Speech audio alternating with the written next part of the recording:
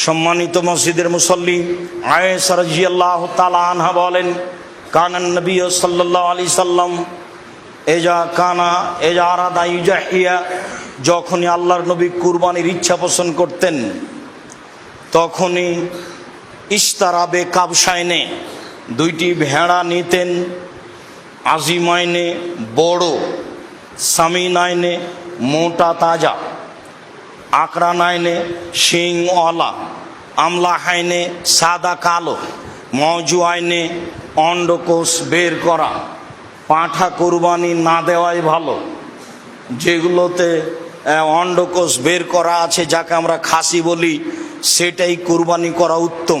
যারা বলেছে খাসি নিখুঁত পাঁঠাই দিতে হবে, তারা শরীয়ত ভুল বুঝেছে, আর না হলে না জানার কারণে বলেছে।